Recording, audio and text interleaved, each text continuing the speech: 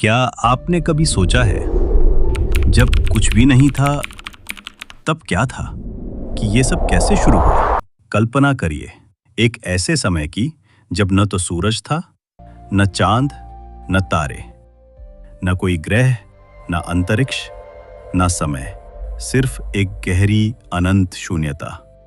फिर अचानक धमाका, ब्रह्मांड का जन्म। लेकिन रुकिए, ये कहानी यहीं खत्म नहीं होती, ये तो बस शुरुआत है। आज के युग में जब वैज्ञानिक बिग बैंग की बात करते हैं, तो क्या आप जानते हैं कि हजारों साल पहले हिंदू ऋषियों ने इससे भी गहरे रहस्यों को सुलझाया था? वो प्रश्न जो सदियों से परेशान करता आया है। तो शायद आपके मन में भी ये सवाल आता हो, ब्रह्मांड से पहले क्या था? क्या सच में कुछ नहीं था?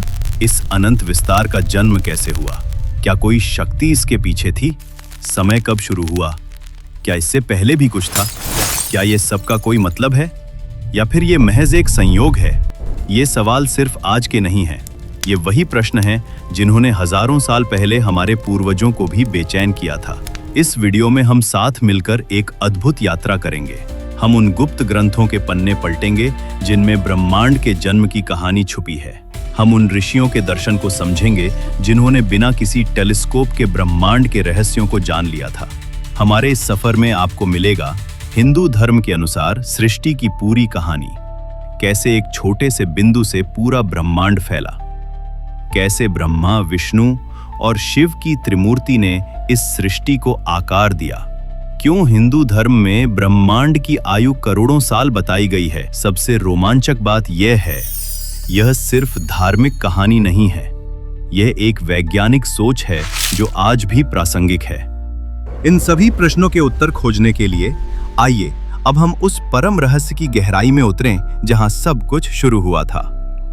तो सबसे पहले क्या था? जब ब्रह्मांड नहीं था, जब धरती नहीं थी, जब समय भी नहीं था, तब क्या था? यह सवाल इतना गहरा है कि इसे सोचते ही हमारा दिमाग चकरा जाता है, क्योंकि हम हमेशा किसी न किसी चीज के बारे में सोचते हैं। लेकिन जब कुछ भी नहीं था तो उसके बारे में कैसे सोचें? हमारे पुराने ऋषियों ने इसी असंभव सवाल का जवाब खोजने की कोशिश की थी, और उन्होंने जो खोजा वो आज भी वैज्ञानिकों को हैरान करता है। आइए देखते हैं कि जब कुछ भी नहीं था तब भी कुछ तो था। इस श्लोक पर गौर करें।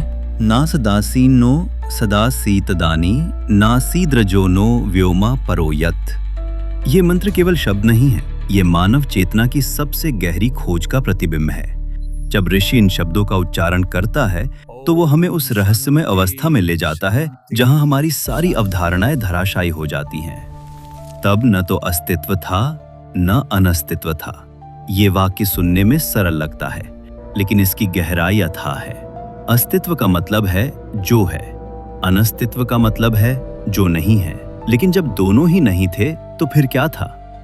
कल्पना करिए एक ऐसी अवस्था जहां न तो कोई वस्तु है, न उसकी अनुपस्थिति, न तो प्रकाश है न अंधकार, क्योंकि अंधकार भी तो प्रकाश की अनुपस्थिति है। न तो स्थान है न स्थान की कमी, न तो समय है न कालहीनता। ये कोई सामान्य शून्यता नहीं है। शून्यता का भी तो कोई न कोई अस्तित्व होता है। ये एक ऐसी अवस्था है जिसे हमारी द्वंद्वात्मक भाषा व्यक्त नहीं कर सकती। आनीद्वातम स्वधया तदेकम। वो एक बिना हवा के अपनी शक्ति से सांस ले रहा था। यहाँ एक शब्द का प्रयोग अत्यंत सोच समझकर किया गया है। ये संख्यात्मक एक नहीं है, क्योंकि संख्या तो तब आती है जब गिनने के लिए कुछ हो।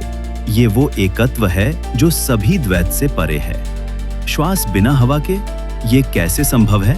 यहाँ श्वास का मतलब भौतिक सांस लेना नहीं है। ये अस्तित्व की वो मूलभूत लय है, वो स्पंदन है जो सारी सृष्टि का आधार है। आधुनिक भौतिकी में जिसे हम क्वांटम फील्ड की फ्लक्चुएशन कहते हैं, क्या वो इसी दिव्य श्वास का भौतिक रूप है? तस्मात् धान्यन् परः किंचनास। उससे अलग कुछ और नहीं था। ये वाक्य एक चौंकाने वाला तथ्य बताता है। ये एक अकेला नहीं था, क्योंकि अकेलापन भी तो किसी दूसरे की अनुपस्थिति है। ये पूर्ण था, न कुछ कम न कुछ ज्यादा। कामस्तद्ग्रे संवर्तताधि मनसो रेतः प्रथमम यदासीत। उसमें पहले कामना उत्पन्न हुई जो मन का पहला बीज था। यहाँ काम का मतलब यौन इच्छा नहीं है, ये वो प्रारंभिक इच्छा है, सृजन की, अभिव्यक्ति की, एक से अनेक बनने की। ये वो पहला विचार है जो निर्विचार अवस्था में उठता है। ऋषि की विनम्रता को अद्धा वेद का यह प्रवोचत। सूक्त का अंत इस स्वीकारोक्ति के साथ होता है। नास्तीय सूक्त ने हमें दिखाया कि सबसे शुरुआत में क्या था, या बेहतर कहें कि क्या नहीं था। लेकिन अब एक और बड़ा सवाल आता है। जब ऋषियों ने इस एक को पहचान लिया तो उन्होंने इसे कैसे समझाया? इसका स्वरूप क्या था? जब ऋषियों ने उस एक को समझने की कोशिश की तो उन्होंने इसे ब्रह्म कहा। लेकिन ब्रह्म कोई व्यक्ति, वस्तु या स्थान नहीं है। यह अस्तित्व की वो अवस्था है जो सभी अवस्थाओं का आधार है। लेकिन ब्रह्म को समझाना कैसे संभव था? आप किसी को कैसे बताएंगे कि क्या है वो चीज जो न तो चीज है, न व्यक्ति है, न जगह है? जो कुछ भी नहीं है वो कुछ भी है, जो एक भी है और अनेक भी है। उसे कैसे बताएं? उसके लिए कौन से शब्द इस्तेमाल करें? तो उन्होंने एक बहुत ही चतुर तरीका निकाला। उन्होंने कहा, ब्रह्म 3 चीजों से मिलकर बना है, या कहें कि 3 रूपों में समझा जा सकता है। पहला है सत, दूसरा है चित्त और तीसरा है आनंद। आइए इन तीनों को एक एक करके समझते हैं। सत, शुद्ध अस्तित्व। सत वो है जो होने और न होने दोनों का आधार है। जैसे समुद्र की गहराई में न तो लहरें हैं न शांति, केवल समुद्र है। सत वैसा ही है, शुद्ध अस्तित्व जो सभी अस्तित्वों का आधार है। चित्त का मतलब जानना है, लेकिन कुछ विशेष को जानना नहीं। यह वो जानने की शक्ति है जो सभी ज्ञान का आधार है। जैसे सूर्य का प्रकाश किसी विशेष वस्तु को प्रकाशित नहीं करता, बल्कि सभी वस्तुओं को दिखाने की क्षमता रखता है। आनंद का मतलब खुशी नहीं है, क्योंकि खुशी का विपरीत दुख होता है। आनंद वो अवस्था है जो सुख दुख दोनों से परे है। ये पूर्णता की अवस्था है जहां कुछ भी चाहिए नहीं होता। जब इन तीनों सत, चित्त, आनंद को अलग अलग समझने की कोशिश करते हैं तो ये 3 लगते हैं, लेकिन वास्तव में ये एक ही हैं। ब्रह्म निर्गुण है। इसका मतलब ये नहीं कि इसमें कोई गुण नहीं है।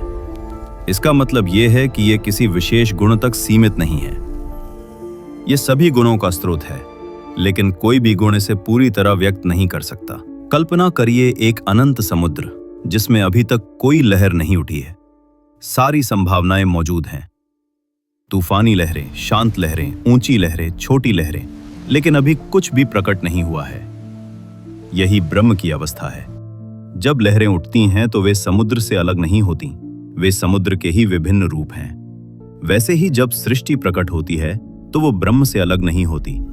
जब सांख्य दर्शन के आचार्यों ने सृष्टि से पूर्व की अवस्था को समझने की कोशिश की तो उन्होंने इसे अव्यक्त कहा।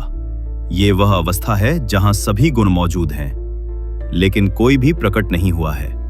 अव्यक्त अवस्था में तीनों गुण सत्व, रजस, तमस पूर्ण संतुलन में होते हैं। जब तक ये तीनों गुण संतुलन में हैं, तब तक कुछ भी प्रकट नहीं होता। जैसे 3 समान बलों वाले व्यक्ति रस्साकशी में लगे हों, कोई हिलता डुलता नहीं। सांख्य का एक मूलभूत सिद्धांत है सत्कार्यवाद। इसका मतलब है कि कार्य परिणाम हमेशा कारण में पहले से मौजूद रहता है। जैसे दही दूध में पहले से मौजूद रहता है, तेल तिल में पहले से मौजूद रहता है, वैसे ही सारी सृष्टि अव्यक्त में पहले से मौजूद रहती है। यह आधुनिक विज्ञान के एनर्जी कंजर्वेशन के नियम से मेल खाता है। न तो ऊर्जा बनती है न मिटती है, केवल रूप बदलती है। अव्यक्त अवस्था में समय नहीं होता। समय तभी शुरू होता है जब परिवर्तन शुरू होता है। जब तक सब कुछ संतुलन में है तब तक न तो पहले होता है न बाद में। बृहदारण्यक उपनिषद कहता है, सृष्टि से पहले काल नहीं था, काल और सृष्टि एक ही है। यह आइंस्टाइन के रिलेटिविटी थियरी से हजारों साल पुराना कथन है जो कहता है कि समय और स्थान सापेक्ष हैं। सबसे बड़ा प्रश्न ये है, यदि अव्यक्त में सब कुछ संतुलन में था तो फिर असंतुलन कैसे हुआ? तो ये था सृष्टि से पूर्व का रहस्य, ना तो पूर्ण शून्यता ना ही पूर्ण भरावट। एक ऐसी अवस्था जो हमारी द्वंद्वात्मक सोच से परे है। अब तक हमने देखा कि सृष्टि से पहले क्या था, लेकिन अब सबसे रोमांचक सवाल ये है, वो पहला कदम क्या था? वो पहली चिंगारी क्या थी जिसने इस अनंत शांति को तोड़ा? जब परम संतुलन में पहली बार हलचल हुई तो क्या हुआ? कैसे एक से अनेक का जन्म हुआ? कैसे निराकार से साकार प्रकट हुआ? हमारे पुराणों में इस महान घटना की कहानी है। ये कहानी सुनने में फंतासी लग सकती है, लेकिन इसमें छुपे वैज्ञानिक सत्य आपको चौंका देंगे। कहानी शुरू होती है एक स्वर्णिम अंडे से। अनंत काल की नींद के बाद पहली बार कुछ होने वाला था।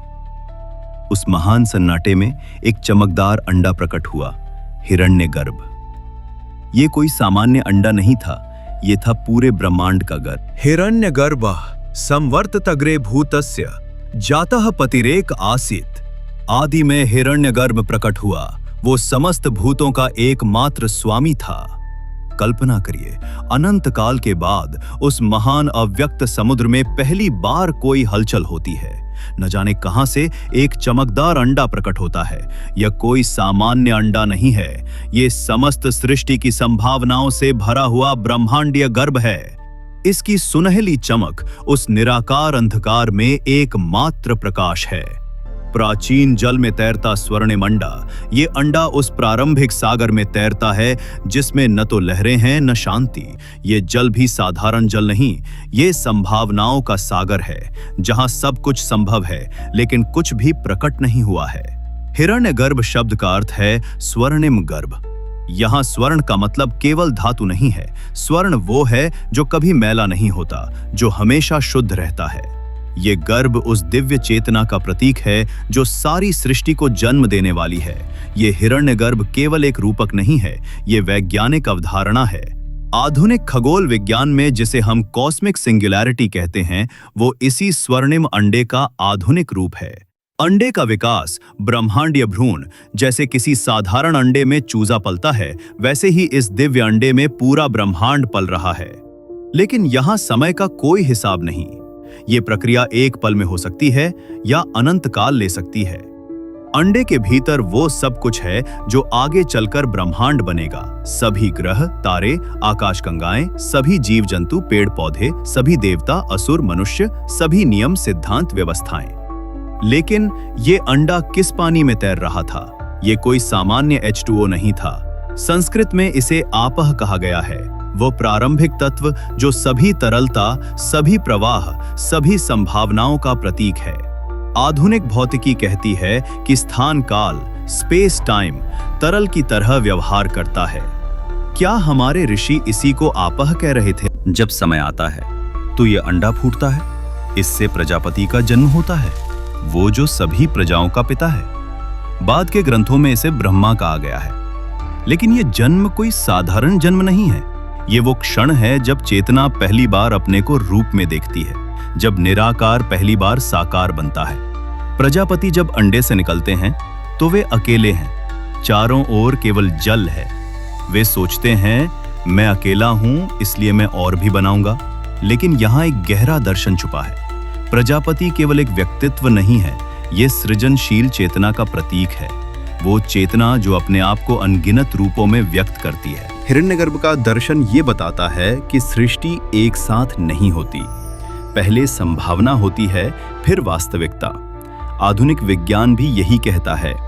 बिग बैंग से पहले सारे नियम, सारे संभावनाएं एक बिंदु में संकुचित थीं। फिर अचानक विस्फोट हुआ और ब्रह्मांड फैलने लगा। सहस्र शीर्षा पुरुषः सहस्राक्षः सहस्रपात। हजारों सिर वाला, हजारों आंखों वाला, हजारों पैरों वाला है वो पुरुष।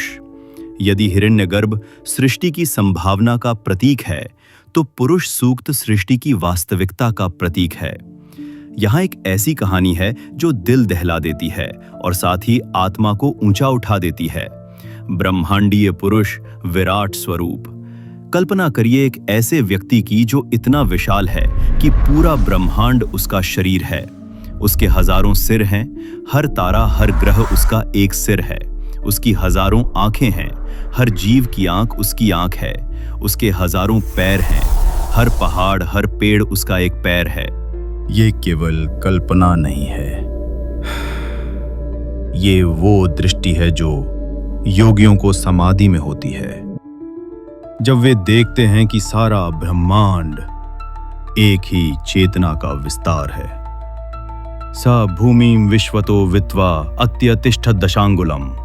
उसने सारी पृथ्वी को घेर कर 10 अंगुल और आगे तक व्याप्त किया। ये 10 अंगुल अत्यंत रहस्यमय है। कुछ आचार्य कहते हैं ये भविष्य की संभावनाओं का प्रतीक है।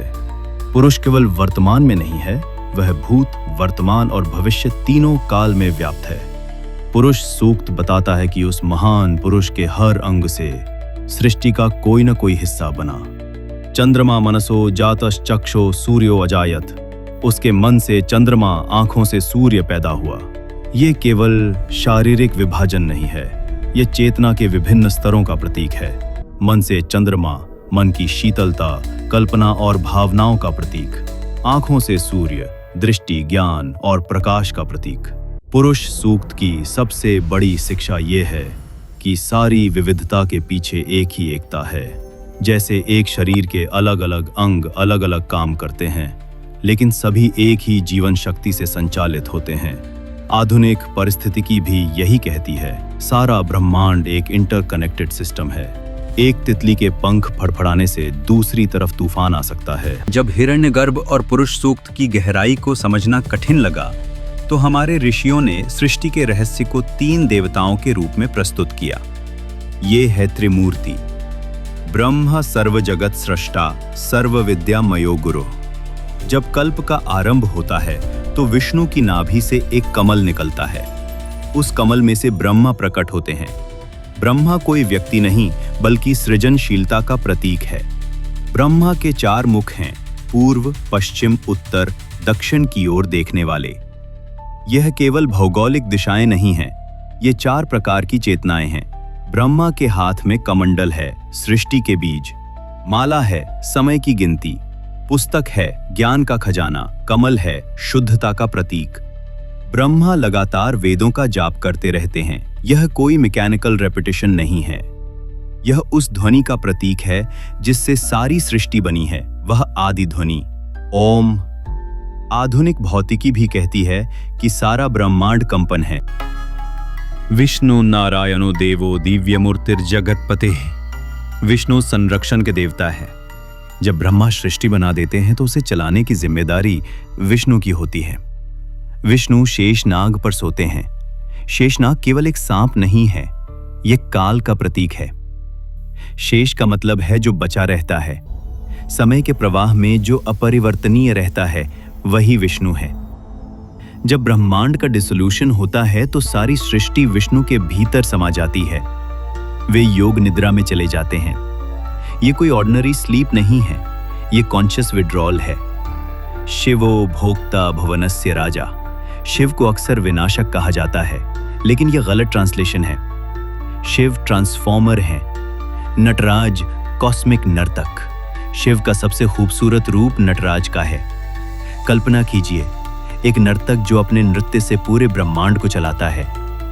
फ्रिट्जॉफ कापरा ने अपनी पुस्तक द ताओ ऑफ फिजिक्स में लिखा है कि नटराज सब एटॉमिक पार्टिकल्स के डांस का परफेक्ट मेटाफर है। जैसे पार्टिकल्स कंटिन्यूअसली क्रिएट और डिस्ट्रॉय होते रहते हैं, वैसे ही शिव का नृत्य चलता रहता है। सबसे महत्वपूर्ण बात यह है कि ये तीनों अलग अलग देवता नहीं हैं, ये एक ही दिव्य शक्ति के 3 एस्पेक्ट्स हैं।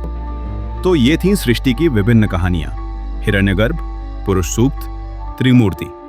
अलग अलग कहानियां, लेकिन एक ही सत्य।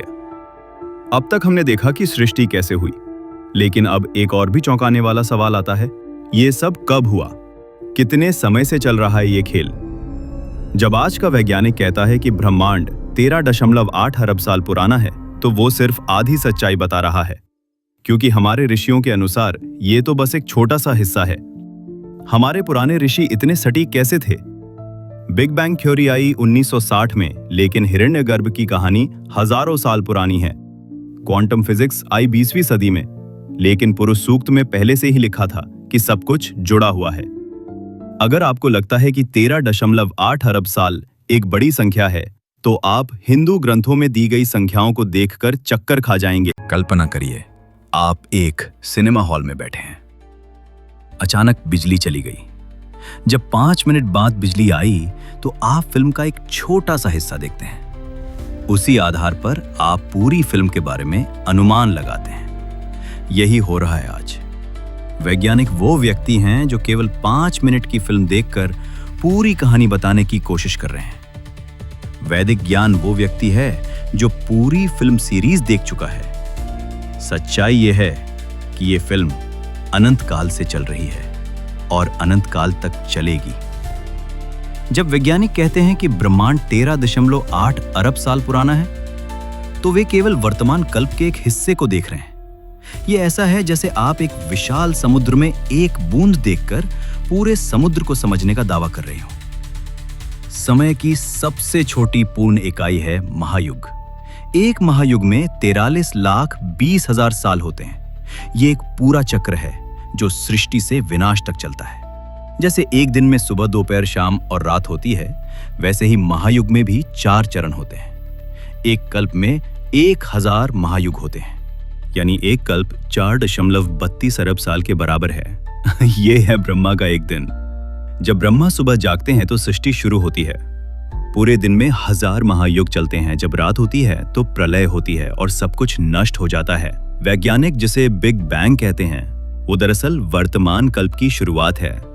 वे सोचते हैं कि यही सृष्टि की शुरुआत है, लेकिन वास्तव में ये अनंत चक्र का केवल एक हिस्सा भी है। ब्रह्मा का साल, एक ब्रह्मा साल में 360 दिन और 360 रातें होती हैं, यानी 720 कल्प के बराबर। इसका मतलब है कि एक ब्रह्मा साल 3.11 ट्रिलियन साल के बराबर है। ये इतना बड़ा समय है कि हमारी पूरी सभ्यता इसमें 1 सेकंड के बराबर भी नहीं है। ब्रह्मा का पूरा जीवन 100 साल का होता है, यानी 311.04 ट्रिलियन साल के बराबर। ये संख्या इतनी बड़ी है कि यदि आप 1 सेकंड में एक गिनती करें तो ये संख्या गिनने में आपको 10 मिलियन साल लग जाएंगे। अभी हम ब्रह्मा के जीवन के 51वें साल में हैं, यानी उनके जीवन का आधा हिस्सा बीत चुका है। महाप्रलय, सबसे बड़ा रहस्य। जब ब्रह्मा का 100 साल का जीवन पूरा हो जाता है तो महाप्रलय होती है। इसमें सब कुछ पूरी तरह से नष्ट हो जाता है। फिर एक नया ब्रह्मा जन्म लेता है और नई सृष्टि शुरू होती है। ये चक्र कब से चल रहा है? हमेशा से। ये चक्र अनंत काल से चल रहा है। अनगिनत ब्रह्मा आए और गए, अनगिनत ब्रह्मांड बने और नष्ट हुए। ये प्रक्रिया कभी नहीं रुकती। कोई शुरुआत नहीं थी। समय एक गोला है, सीधी रेखा नहीं। जैसे आप एक गोले की शुरुआत नहीं बता सकते, वैसे ही समय की भी कोई शुरुआत नहीं है। ये अनाद बिना शुरुआत और अनंत बिना अंत है। समय भी ऐसा ही है। हर अंत एक नई शुरुआत है। इतने विशाल समय में मेरे जीवन का क्या मतलब है? ये गलत सवाल है। सही सवाल ये है, इतने विशाल समय में मुझे जीवन मिलना कितना दुर्लभ है। आपका जीवन इसलिए अनमोल है क्योंकि आपके पास चेतना का उपहार है। आप सोच सकते हैं, महसूस कर सकते हैं। आपके पास चुनाव की शक्ति है। आप एक ऐसे ब्रह्मांड में हैं जो अनंत काल से नृत्य कर रहा है। आपका जीवन इस महान नृत्य का अनमोल हिस्सा है। यदि ब्रह्मांड का जीवन 100 साल होता तो मानव इतिहास अंतिम 10 सेकंड में होता। आपका जीवन केवल एक पलक झपकने के बराबर होता। फिर भी ये पल अनमोल है क्योंकि इसमें चेतना है। कालो अस्मि लोकक्षय कृत प्रविद्धो, यानी मैं काल हूं जो लोगों को नष्ट करके बढ़ता जाता हूं।